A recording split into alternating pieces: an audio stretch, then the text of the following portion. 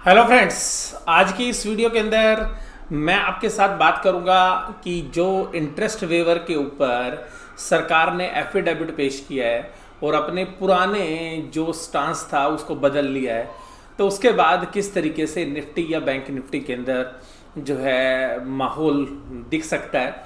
इसके अलावा जो है ट्रम्प बाबा जो हैं वो बीमार हो गए हैं, उनको कोरोना हो गया है, तो ट्रम्प बाबा का क्या असर होगा। तो इन दोनों पहलुओं पर जो है हम जो है पूरी नज़र रखेंगे और शायद इस हफ्ते जो है मॉनेटरी पॉलिसी कमेटी की जो है उसकी भी अगर मीटिंग होगी तो शायद वहाँ से भी कोई आउटकम जो है हमें देखने के लिए मिलेंगे, तो ऐसी हम उम्मीद कर सकते हैं।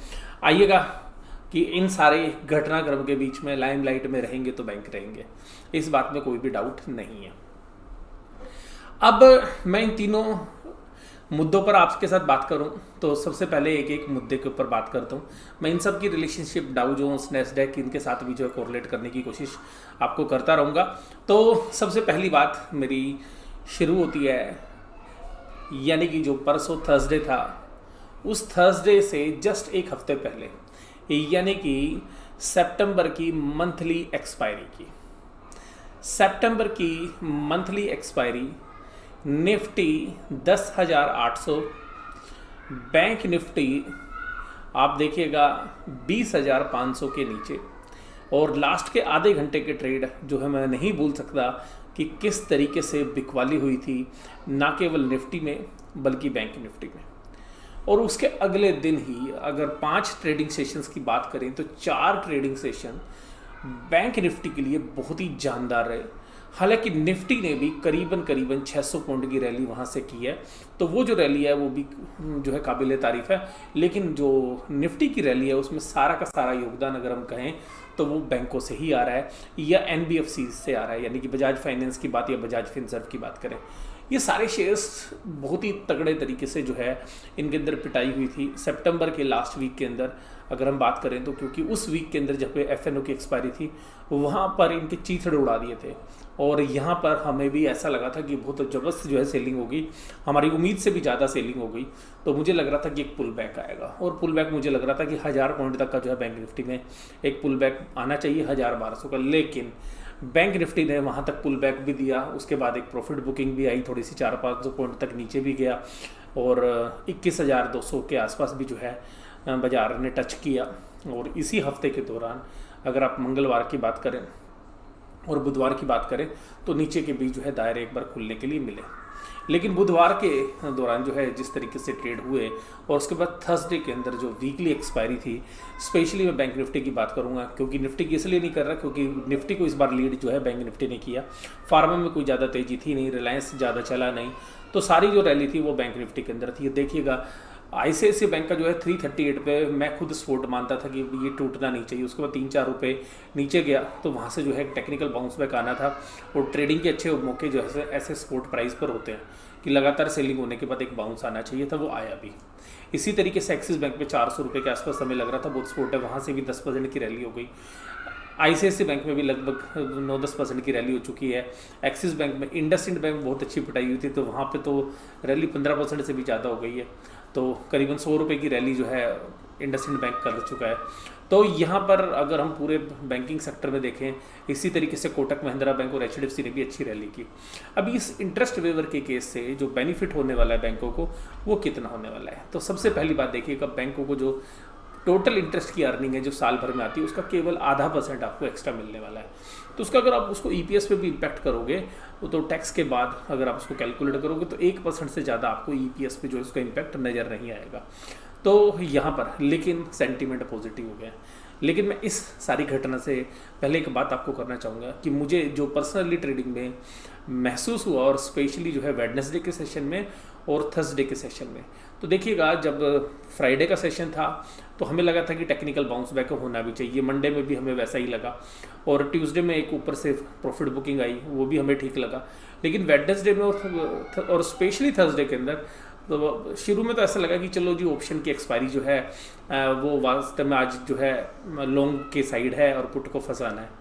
लेकिन मुझे पर्सनली ऐसा लगता है कि जो घटना आज हुई है ये एफिडेविट की सूचना शायद करीबन 5 दिन पहले फ्राइडे से ही, यानी कि जब थर्सडे की एक्सपायरी हुई उस फ्राइडे से ही कुछ बहुत बड़े प्लेयर्स के पास थी, यानी कि ऐसी सूचना जिसके बेस पर हम सीधा सीधा बोल सकते हैं कि जो बैंक निफ्टी में जो तेज़ी हो रही थी वो ये इंडिकेट कर रही थी। और थर्सडे को तो मुझे स्पेशली ऐसा लगा भी कि किस तरीके से एक बार भी, और मैंने अपने एनालिसिस में भी ये बात बोली थी जब थर्सडे की जो है एक्सपायरी के ऊपर मैंने एक वीडियो आपके साथ शेयर की थी, तो मैंने कहा भी था कि आज तो बिल्कुल मौका ही नहीं दिया। आप जो नॉर्मली जो ट्रेड होते हैं उस तरीके के ट्रेड देखने के लिए नहीं मिले, एक तरफा जो है बुल्स थी। और बिना किसी न्यूज़ फ्लो के अगर ऐसा होता है तो जो है एक असमंजस की स्थिति ट्रेडर के मन में भी होती है कि ऐसा क्यों हो रहा है। तो वो मुझे ऐसा लगता है कि ये जो इन्फॉर्मेशन आज आई है ये मार्केट में थी। और देखिएगा बैंक निफ्टी करीबन 9-10% की रैली कर चुका है। तो अब मंडे को जब बाजार खुलेंगे तो इसके ऊपर क्या ट्रेड हो सकता है, तो देखिएगा अभी फैसला नहीं आया, अंतिम फैसला तो सुप्रीम कोर्ट ने लेना है। और इसमें जो 2 करोड़ तक के ही लोन माफ़ हो रहे हैं उसके बाद के क्यों नहीं हो रहे, तो इस मामले पे भी जो है थोड़ी जिद बहस होगी और फाइनल आउटकम जो है सुप्रीम कोर्ट से आने की उम्मीद हम सोमवार को कर सकते हैं। लेकिन मुझे पर्सनली ऐसा लगता है कि यहाँ पे बैंकों के लिए सेंटीमेंट बड़ा पॉजिटिव हो गया है, क्योंकि अगर ये बैंकों के लिए जो है ये खबर अगर आती तो ये नेगेटिव भी सेंटीमेंट बहुत क्रिएट करती, फंडामेंटली ज़्यादा नहीं करती है। मैंने आपको पिछले हफ्ते भी बोला था संडे के सैटरडे में जब मैंने वीडियो शेयर की थी कि फंडामेंटल पे ज़्यादा कुछ नहीं होगा। अगर निफ्टी बैंक निफ्टी 1000 पॉइंट चलता है तो फिर 200-300 पॉइंट की प्रॉफिट बुकिंग आएगी, और अगर खराब नहीं हो जाती है बैंकों के लिए, नीचे गिरेगा तो वहाँ से 200-300 पॉइंट की जो है गिरावट जो है आएगी, तो वहाँ से बाउंस भी आएगा, क्योंकि ना ये इतना बड़ा पॉजिटिव है ना इतना बड़ा नेगेटिव है। लेकिन देखिएगा बैंकों के लिए कुछ तो पॉजिटिव है, नेगेटिव तो बिल्कुल नहीं है। बैंकों के लिए एक तरीके से पॉजिटिव हो गया। अभी तक भी ये बात नहीं पता है कि ये सरकार पार्लियामेंट में पास कराएगी, कब पैसे देगी, इंटरेस्ट की पेमेंट बॉन्ड के रूप में होगी या किसी भी तरीके से होगी।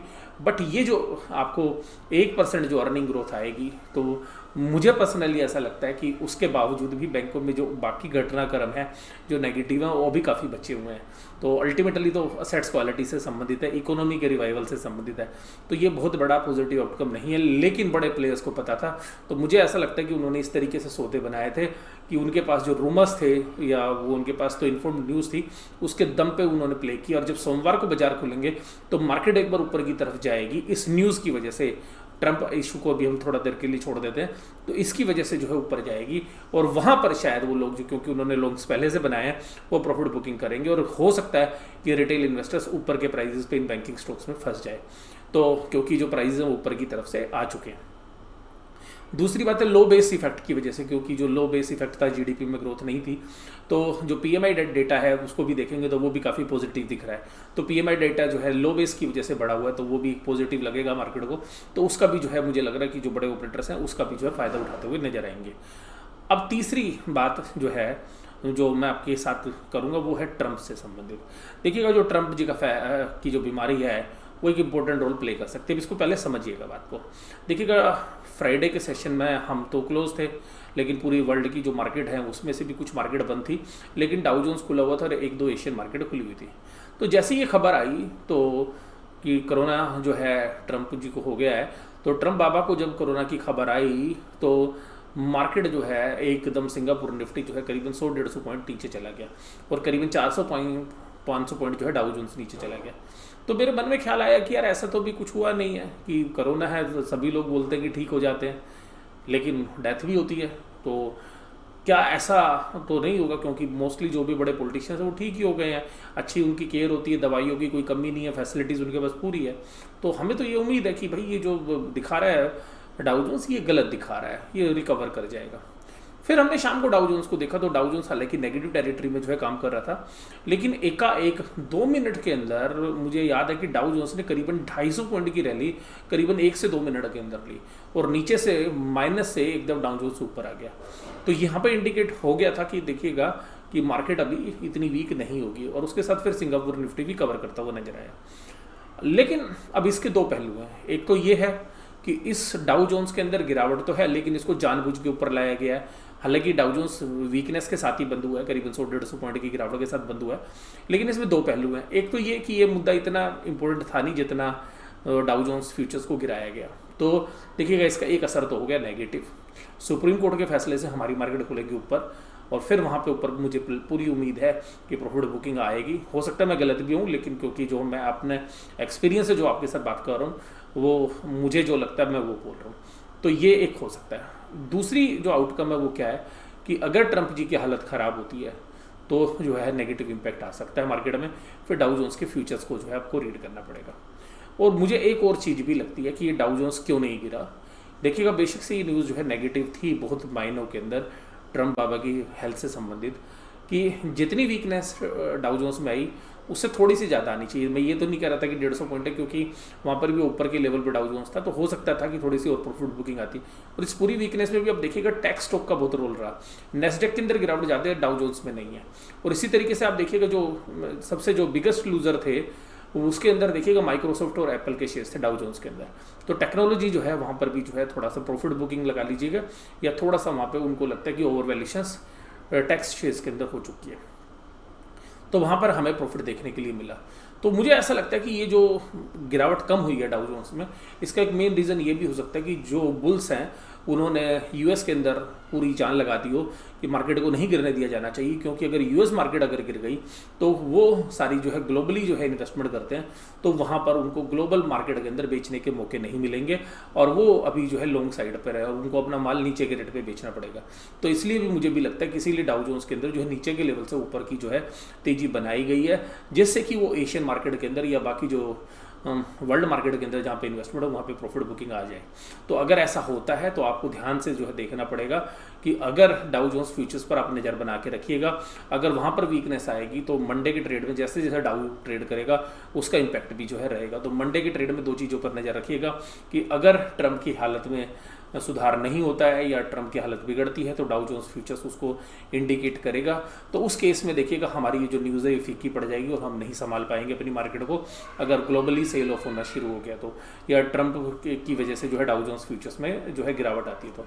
लेकिन दूसरी फ्रंट अगर वहाँ पर सब चीज़ें स्टेबल होती हैं, ट्रम्प की हालत सही रहती है, सब कुछ ठीक है, डाउ जोन्स फ्यूचर्स ऊपर ट्रेड कर रहे होते हैं, तो फिर देखिएगा ये न्यूज़ जो है हमारी ये प्ले करेगी और इस न्यूज़ की वजह से मार्केट एक बार ऊपर जाने के पूरे आसार हैं और फिर ऊपर के लेवल पर प्रॉफिट बुकिंग आएगी। रीज़न ये है क्योंकि चल बहुत चुकी है, तो जो भी ऑपरेटर्स हैं वो बहुत अच्छे प्रॉफिट पर करीबन 9-10% के प्रॉफिट पर बैठे हुए हैं और ऐसी न्यूज़ जो है खरीदने के लिए लोगों को आमंत्रित करती है।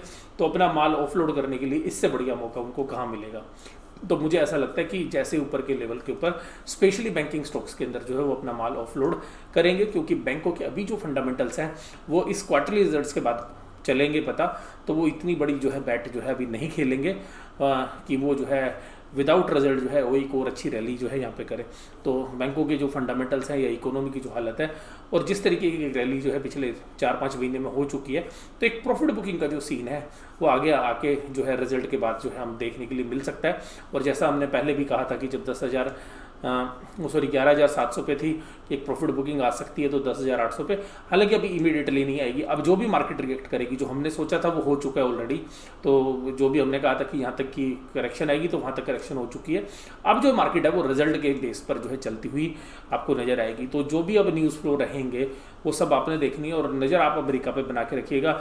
अमेरिकन मार्केट जिस तरीके डायरेक्शन में चलेंगी, इंडियन मार्केट को उस डायरेक्शन में चल रहा है।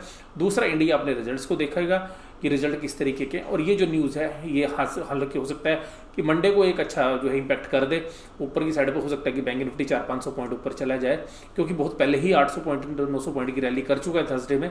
तो हमें लगता है कि न्यूज़ थी तो ऊपर प्रॉफिट बुकिंग के चांसेस मुझे ज़्यादा लगता है और वहाँ पे सस्टेन शायद नहीं करेगी। लेकिन जो है बहुत सारे जो रिटेल इन्वेस्टर्स हैं या जो ट्रेडर्स हैं इंट्राडे के लिए माल खरीदेंगे तो शाम को जो है उनको माल जो है शायद नीचे के रेट पे बिकवाने के लिए वो मजबूर करते, क्योंकि पूरे दिन में अगर माल की सप्लाई आएगी ऊपर से स्पेशली बैंक निफ्टी या एनबीएफसी स्टॉक्स में, तो फिर वो 2 बजे के बाद जो है मार्केट को संभाल पाना मुश्किल हो जाता है। और इसके अलावा जो है सुप्रीम कोर्ट का जो फाइनल आउटकम है उस पर भी नज़र आपको बना के रखनी है। तो जो मंडे का सेशन है वह बहुत ही वोलेटाइल रहने वाला है। तो जो ट्रेडर्स लोग हैं वो ध्यान रखिएगा, विदाउट स्टॉप लॉस जो है उस दिन काम नहीं करिएगा, क्योंकि जिस भी तरीके के आउटकम है जो मुझे पर्सनली लगता है वो मैंने आपके साथ शेयर कर दिया। आपको वीडियो कैसी लगी? तो जनरली मैंने इसके वीडियो के अंदर जो है मुझे क्या ट्रेडिंग के व्यूज़ लगते हैं मंडे को वो जनरली मैंने आपके साथ शेयर किए।